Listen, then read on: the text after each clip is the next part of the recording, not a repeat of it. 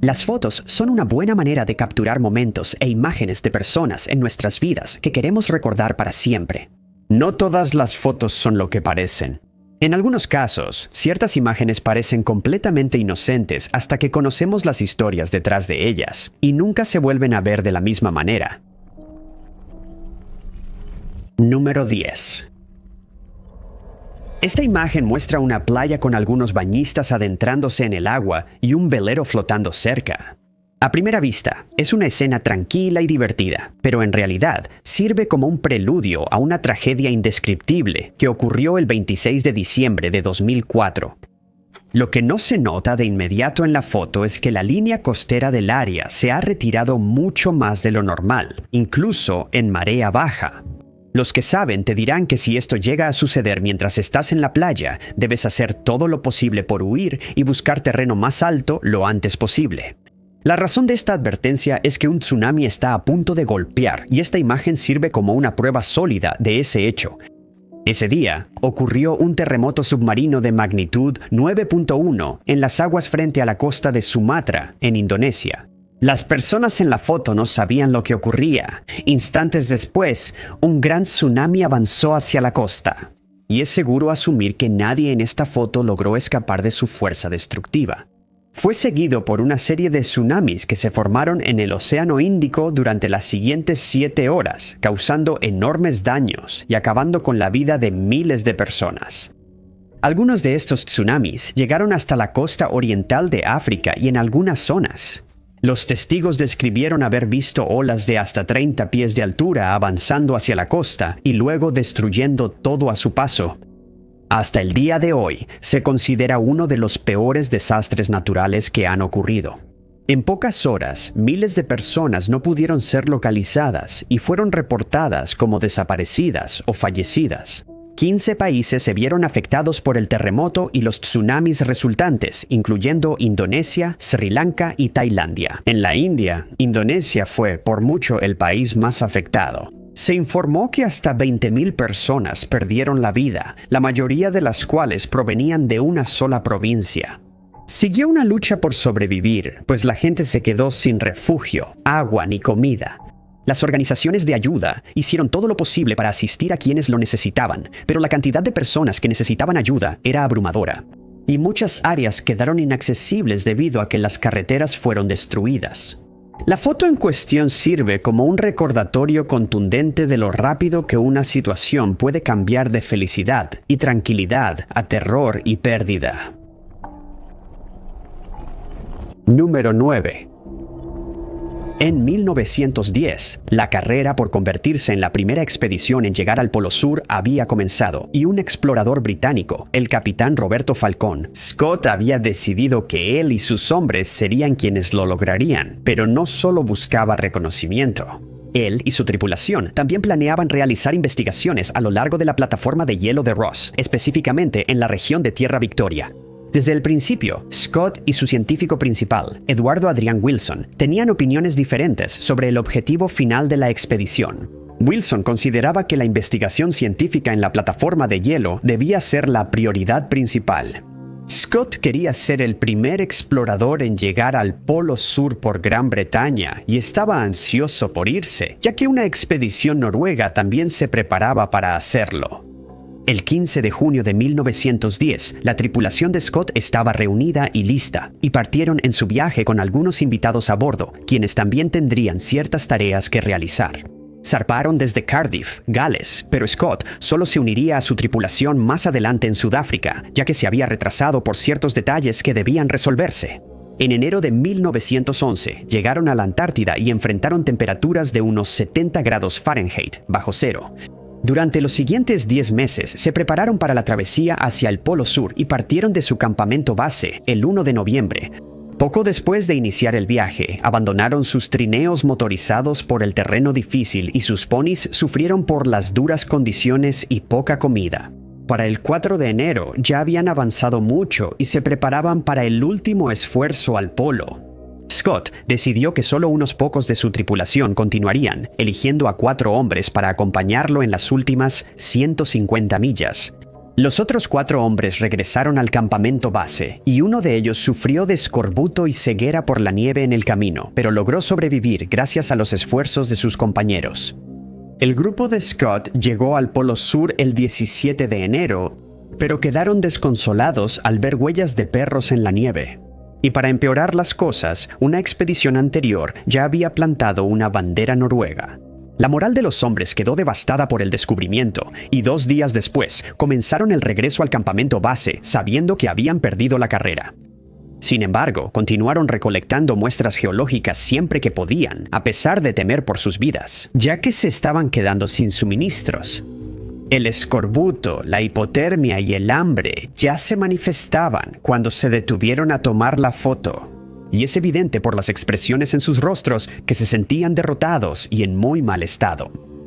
Poco después de llegar a la base del glaciar Beardmore, Eduardo Evans falleció tras sufrir una grave lesión en la cabeza. El capitán Frank Oates sabía que había demasiadas bocas que alimentar y mientras sufría de congelación decidió salir caminando hacia el páramo helado. Nunca regresó, sacrificando su vida para que el resto del grupo pudiera sobrevivir. Pero la cosa es que esto se hizo en vano. La tripulación escribió cartas a sus familias y 8 meses después, un equipo de rescate halló sus tiendas con sus restos congelados adentro. Número 8.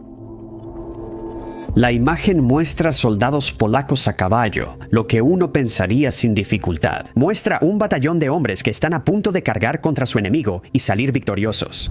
Fue tomada poco antes de la invasión alemana a Polonia en 1939 y ninguno de estos hombres sobrevivió. La invasión comenzó el 1 de septiembre de ese año, con ofensivas alemanas llegando por tierra y aire. El objetivo del ataque era recuperar territorios que se habían perdido y tomar el control del país en nombre de Alemania. Las fuerzas invasoras usaron la Blitzkrieg, destruyendo primero ferrocarriles, comunicaciones, aviones y munición enemiga con bombardeos antes de atacar con grandes cantidades de soldados por tierra. Después de esto, la infantería atacaba y eliminaba cualquier foco restante de soldados enemigos. Pero antes de que cualquiera de estas cosas pudiera hacerse, el ejército polaco sentía que tenía una buena oportunidad de salir victorioso en la batalla que esperaban. Tenían 1 millón de hombres y podían defenderse solos. Esto ciertamente era una posibilidad, de no ser por varios errores que se cometieron desde el principio. Los soldados polacos no estaban bien equipados para una batalla larga y respondieron de frente al ataque alemán. En vez de usar una estrategia específica, confiaron mucho en su ofensiva en lugar de retirarse a un terreno más favorable. Pronto se notó que los líderes del ejército polaco usaban técnicas y estrategias de combate anticuadas. Aún así, esperaban recibir ayuda de Gran Bretaña, la Unión Soviética y Francia, sus aliados.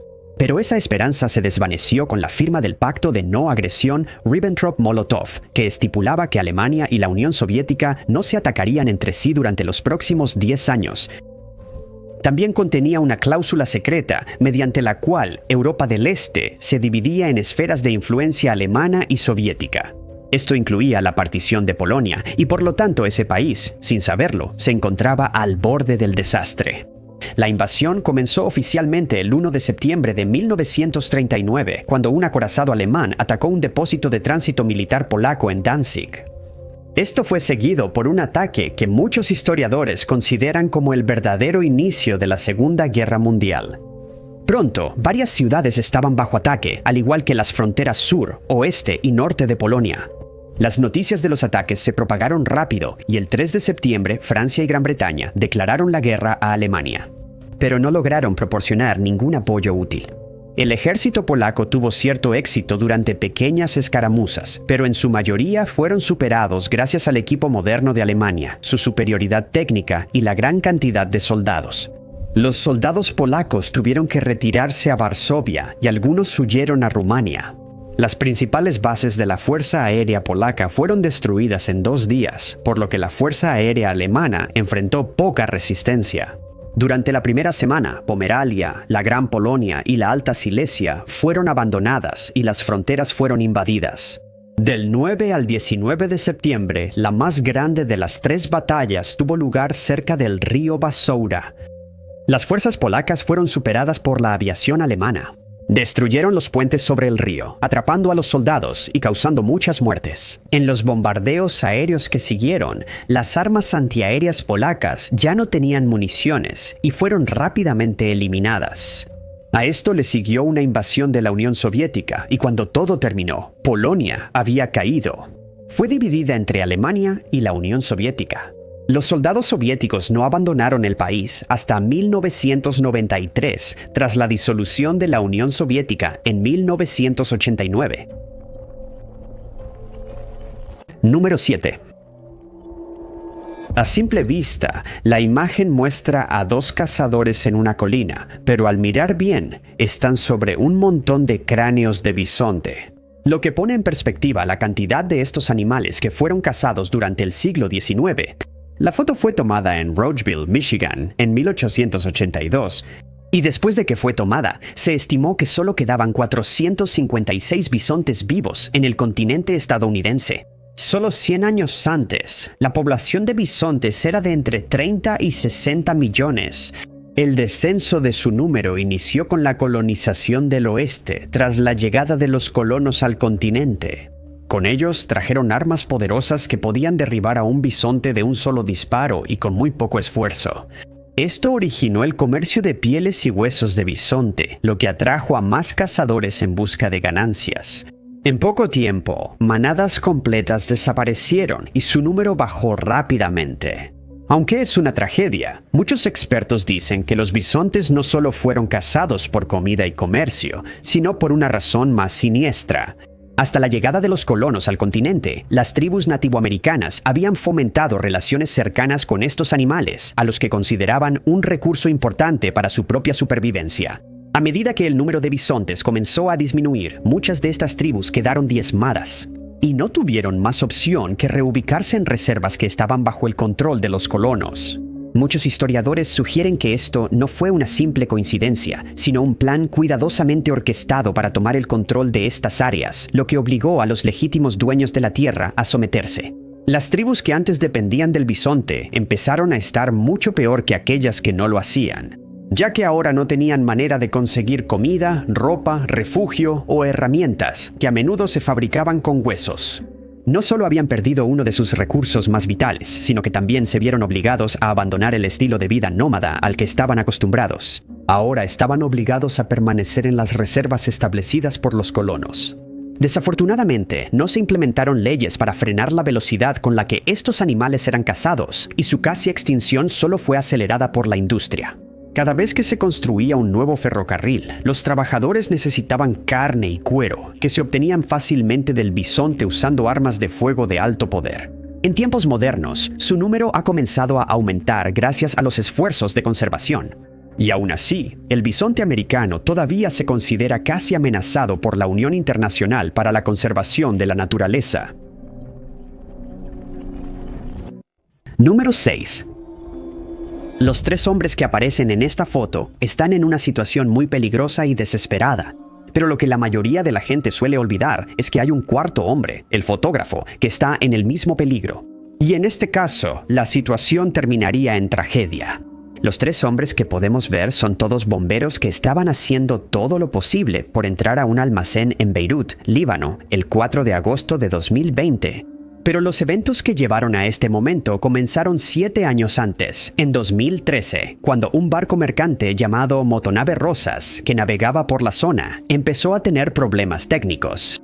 Había zarpado de Batumi, en Georgia, y se dirigía a Beira, en Mozambique, pero se vio obligado a atracar en Beirut para reparaciones. Esto significaba que se tenían que pagar tarifas de atraque. Pero la empresa propietaria del barco no lo hizo, y como resultado, la carga del barco fue retirada y almacenada en este almacén. Entre la carga había alrededor de 2.750 toneladas de nitrato de amonio, que puede ser extremadamente peligroso y, bajo las circunstancias adecuadas, puede ser altamente explosivo. Al saber que la carga estaba en el almacén, funcionarios del Departamento de Aduanas de Líbano emitieron varias advertencias sobre la necesidad de almacenar el nitrato de amonio de forma específica. Pero sus advertencias cayeron en saco roto. Durante 7 años, la carga permaneció intacta en el almacén y era cuestión de tiempo para que ocurriera un desastre. Ese día llegó el 4 de agosto de 2020, cuando se desató un incendio en el puerto, a poca distancia del almacén. En esta foto, el nitrato de amonio puede empezar a degradarse cuando se calienta en un espacio confinado. Pero los bomberos que acudieron rápidamente al lugar no sabían que se estaba almacenando en ese almacén. 10 de ellos comenzaron a combatir el incendio que se acercaba al almacén y a la carga que contenía. Los 3 bomberos en la foto decidieron intentar entrar al almacén y un fotógrafo que estaba en el lugar capturó su valiente intento, sin saber que el desastre estaba a punto de ocurrir. Momentos después de que se tomó la foto, el nitrato de amonio detonó, cobrando la vida de los 4 hombres. Tras apagar el incendio, se halló la cámara del fotógrafo y, sorprendentemente, la tarjeta Secure digital no sufrió daños. La explosión resultante ha sido considerada la mayor explosión no nuclear jamás registrada, y una gran parte de la ciudad fue completamente destruida. Más de 20 personas perdieron la vida, 6.000 resultaron heridas y 100 seguían desaparecidas. La explosión fue tan grande que causó daños por hasta $10.000 millones a la ciudad y 30.000 personas quedaron en la indigencia. En septiembre de 2025, el empresario Igor Grechushkin fue arrestado en Bulgaria tras descubrirse sus vínculos con el barco y su carga. Líbano emitió una orden de extradición, pero el proceso se ha retrasado desde entonces. Sus abogados han solicitado garantías de que no será elegible para la pena de muerte cuando enfrente el juicio. Número 5. A finales de 2019, la policía y el ejército en Chile enfrentaron una situación delicada, cuando una protesta realizada por un grupo de estudiantes escaló a una protesta más grande que duró 2 meses. Y en algunas ocasiones tuvieron que recurrir al uso de gas lacrimógeno y mangueras de agua para dispersar a las multitudes enojadas. Todo comenzó el 18 de octubre de ese año, cuando el gobierno chileno anunció un aumento en la tarifa del metro en Santiago y los estudiantes decidieron protestar en contra. No todas las protestas fueron pacíficas y la policía fue llamada para restablecer el orden. Había protestas en otras partes del país y se desplegó al ejército, pero los manifestantes no querían dispersarse.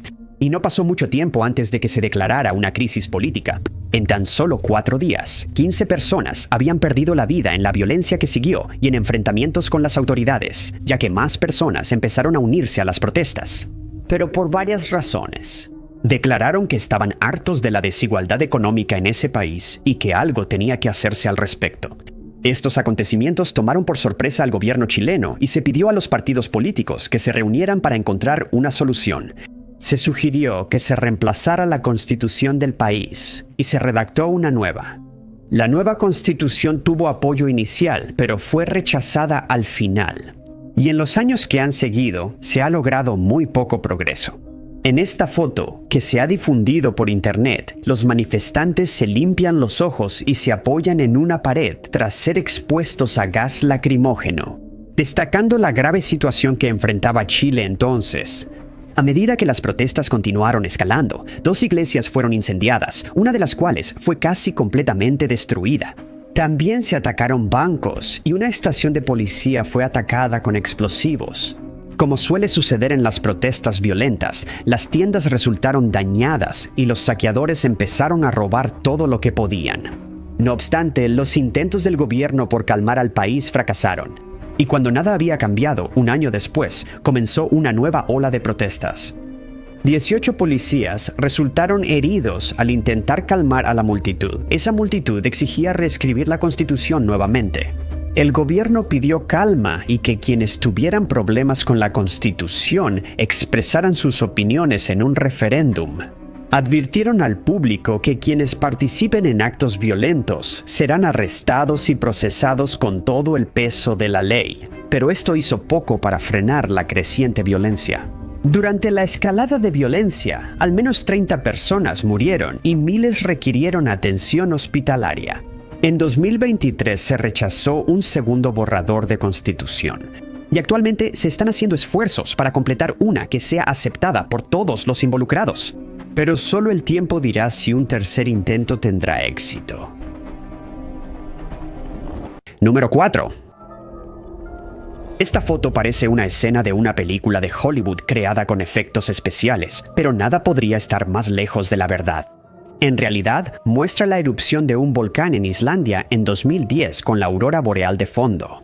Es una extraña exhibición de luces causada por partículas solares que chocan con los gases de la atmósfera.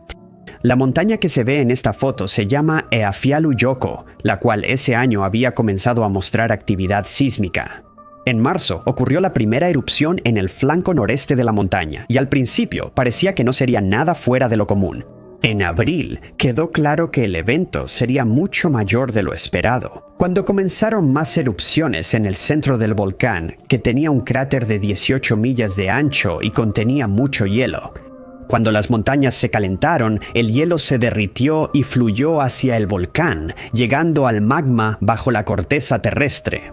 Esto generó grandes cantidades de vapor y ceniza que fueron expulsadas de la montaña a gran velocidad. La ceniza que fue enviada a lo alto de la atmósfera luego entró en una corriente en chorro que la llevó a través de varios países, incluyendo Noruega, las Islas Feroe y partes de Gran Bretaña. Como resultado, los aviones fueron dejados en tierra y el gobierno islandés declaró estado de emergencia. El resto de Europa hizo lo mismo y los viajes aéreos se detuvieron por completo. Cada día costaba a las aerolíneas hasta $171 millones en ingresos y otros sectores también resultaron afectados. Los pasajeros quedaron varados en países extranjeros y se solicitó al Centro Nacional de Ciencias Atmosféricas que trazara el curso de la nube de ceniza, la cual contenía partículas de roca volcánica. Eso podría dañar gravemente las aeronaves.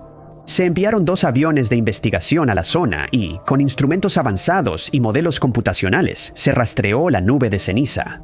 Pero también se estaban haciendo esfuerzos para reducir la cantidad de ceniza en la atmósfera. Un avión de la Instalación para Mediciones Atmosféricas Aerotransportadas fue enviado a las zonas afectadas tras ser equipado con un instrumento que reducía partículas. Usando un láser, el avión voló por encima de la columna de ceniza y disparó el láser hacia abajo y al suelo. Los investigadores hicieron un mapa de la columna con modelos computacionales. Se halló que la columna tenía partículas eléctricas capaces de causar relámpagos. Esto se llama fuego de San Telmo, un fenómeno observado muchas veces que, según testigos, hace brillar partes de un avión. Pero lo que es mucho más preocupante es el hecho de que puede afectar el indicador de velocidad del avión, que es una parte esencial de cualquier aeronave. Además, si la ceniza llegara a entrar en los motores del avión, esto provocó que se atascaran por completo, dejando el avión inmóvil y haciendo que se estrellara contra el suelo. Como resultado, se cancelaron más de 104,000 vuelos en diferentes áreas, de los cuales 95,000 fueron solo en Europa. Esto se considera la mayor interrupción de viajes aéreos desde la Segunda Guerra Mundial. Hoy en día, los científicos continúan sus estudios sobre la predicción de la erupción de volcanes. Pero en muchos casos ocurren sin previo aviso, causando interrupciones y daños generalizados. Número 3. Esta foto muestra a Phineas Gage sosteniendo la varilla de metal que estuvo involucrada en un horrible accidente que cambió su vida. Nacido en New Hampshire, Gage trabajaba como capataz de construcción para el ferrocarril Rutland y Burlington. Su trabajo consistía en usar explosivos para remover una roca, lo que requería perforar un agujero, agregar pólvora, colocar una capa de arena y luego compactar la carga con la varilla antes de la ignición. El 13 de septiembre de 1848, cerca de Cavendish, Vermont, Gage olvidó la arena. Cuando compactó el explosivo, la varilla golpeó la roca y de manera prematura encendió la pólvora. Sus compañeros lo hallarían consciente cerca. Pronto notaron que la varilla de 358 pies atravesó su cráneo, entrando por debajo del pómulo y saliendo por la parte superior de la cabeza. Pero de alguna manera, milagrosamente sobrevivió y fue dado de alta. Pero Gabe era un hombre cambiado, grosero, poco profesional e inquieto. Dejó el ferrocarril, se mudó a Chile como conductor de diligencias y después a California. Empezó a sufrir ataques epilépticos y fallecería 12 años después de la lesión. Esta foto es la única imagen conocida de Gage, y la barra de apisonar se exhibe en el Museo Anatómico Warren de la Escuela de Medicina de Harvard. Número 2. La foto muestra a Greg Monks, mecánico de planta de 38 años, en una despedida de soltero en Portugal en junio de 2025. Y está claro que la está pasando bien. Pero esta es la última vez que se le vio con vida y la investigación sobre su caso aún continúa. Greg provenía de Escocia y el 28 de mayo, él y un grupo de amigos viajaron a Portugal, donde se registraron en los apartamentos Novachoro. Desde ahí, planearon recorrer bares cercanos para celebrar la boda de un amigo. Debían quedarse en Portugal 5 días, pero pocas horas después de salir de los apartamentos, algo salió mal. El grupo había estado fuera durante unas horas, tomando bebidas y comiendo. Y en algún momento de la madrugada, Greg decidió regresar a su apartamento. Se despidió de sus amigos y comenzó a regresar solo. Pero cuando intentaron despertarlo a la mañana siguiente, se sorprendieron al ver que no estaba en su habitación. La policía y la familia de Greg fueron informados y luego se reveló que la última vez que se le vio fue en cámaras de seguridad en una zona residencial tranquila, a 6 kilómetros de los apartamentos. Se organizaron búsquedas en esa zona de inmediato y su familia y su novia volaron a Portugal para ayudar. La última imagen de Greg se difundió por todas partes con la esperanza de que alguien lo hubiera visto y pudiera orientar a la policía en la dirección correcta. Pero no se recibió ninguna información de ese tipo. Sus amigos dijeron que la última vez que vieron a Greg fue en el bar de karaoke King's Cross, donde decidió regresar caminando a su alojamiento. Se especuló que se perdió en el camino y no pudo encontrar el camino de regreso, pero su ausencia prolongada se convirtió en una gran causa de preocupación. El grupo de amigos finalmente regresó a Escocia sin localizar a Greg, pero las autoridades en Portugal continuaron buscándolo. La policía solicitó a quienes tuvieran videos de Greg que los contactaran, lo que llevó a la primera pista clave. Un hombre que vivía en una lujosa villa en una zona de matorrales sugirió buscar en la ladera cercana. Se trajeron perros rastreadores y de inmediato guiaron a los buscadores a una zona en el matorral. La familia de Greg fue informada de que lo hallaron sin vida. Sus restos fueron recuperados y, después de realizarle una autopsia, los hechos de esa mañana se aclararon mucho más. Se estableció que después de salir del bar de karaoke, Greg se desorientó y se perdió. Luego caminó hacia el área donde finalmente fue encontrado, donde resbaló y cayó en un barranco, perdiendo la vida en el proceso. La familia de Greg aceptó el resultado y afirmó no sospechar de juego sucio, aunque están luchando por aceptar la trágica serie de eventos que le costaron la vida. Número 1. En octubre de 2024, Suzanne Simpson, de 51 años, vivía en San Antonio, Texas, con su esposo Brad. Tenían 4 hijos juntos y Suzanne trabajaba como agente de bienes raíces de lujo. El 6 de octubre de ese año, Suzanne y Brad asistieron a una fiesta de cumpleaños en el Argyle, en Alamo Heights, Texas. La fiesta se desarrolló sin incidentes casi toda la noche, hasta cerca de las 11 p.m. Un testigo vio a la pareja discutiendo y más tarde informaría que la pelea se volvió física en un momento dado. Un vecino dijo haber escuchado gritos en una zona boscosa cercana tras enterarse de la desaparición de Suzanne y que no podía ser localizada. Agregó que durante la discusión se hizo evidente que Suzanne intentaba alejarse de Brad, pero él le impidió irse. A las 3 p.m. al día siguiente, la escuela de los hijos de la pareja avisó a Brad que Suzanne no los recogió y se informó a las autoridades. El investigador principal contactó a Brad para agendar una reunión sobre el caso, pero Brad no asistió ni cooperó con la policía. Después de que se hizo un llamado para que cualquier persona que hubiera visto la camioneta negra de Brad siendo conducida en ciertas áreas se presentara, testigos llamaron a la policía para informar que lo vieron conduciendo en varias zonas con bolsas de basura grandes y una lona en la parte trasera del auto. Al día siguiente de la desaparición de Suzanne, se informó más tarde que cuando Brad viajó a la escuela para recoger a sus hijos, estos objetos ya no estaban en la camioneta y él había quitado un portaleña de la caja de la camioneta. Luego viajó al autolavado Bubble Bath, donde lavó y limpió el lado del conductor y dejó sin limpiar los lados traseros del pasajero del vehículo. En una foto de vigilancia, los investigadores vieron una botella de 30 onzas de Clorox en el asiento trasero. Brad luego le envió un mensaje de texto a un amigo, pidiéndole que se reuniera con él en su casa y agregando que no tenía mucho tiempo. El amigo dijo que llegaría en 40 minutos, y Brad luego le indicó que dejara objetos desconocidos en la casa de bombas, asegurándose de mencionar un arma de fuego que también debía dejar ahí. Más tarde esa noche, el mismo amigo le envió un mensaje de texto a Brad, diciéndole, cito, «Ven aquí», y asegurando que no le diría a nadie. El 8 de octubre, Brad fue visto junto a una fogata. Al ser registrada después, los investigadores hallaron una laptop y 3 celulares destruidos por el fuego. Se cree que los 3 teléfonos pertenecían a Brad y que él estaba intentando deshacerse de evidencia. Durante la búsqueda de Susan, se difundió su última foto registrada por una cámara de seguridad, esperando que alguien la reconociera. Pero nadie se presentó con nueva información. Con esta evidencia en mano, Brad fue detenido al día siguiente. Y, según los investigadores, parecía completamente indiferente ante la desaparición de su esposa y el hecho de que lo nombraran como sospechoso. Él declaró que Susan había perdido su teléfono en una tienda H-E-B el día de su desaparición, que no tenía idea de dónde estaba. Después, el banquero de Susan informó que ella le hizo un comentario extraño. Ella comentó que si desaparecía, la policía debía buscarla en un lago, pero no dio más detalles. Y la investigación sobre su caso sigue activa y el paradero actual de Susan sigue siendo desconocido. Muchas gracias por ver el video. Si les gustó, asegúrense de darle like. No olviden suscribirse y activar la campanita para recibir notificaciones de nuestros próximos videos. Pero mi nombre es Top 5 Desconocidos y los veré en el próximo video.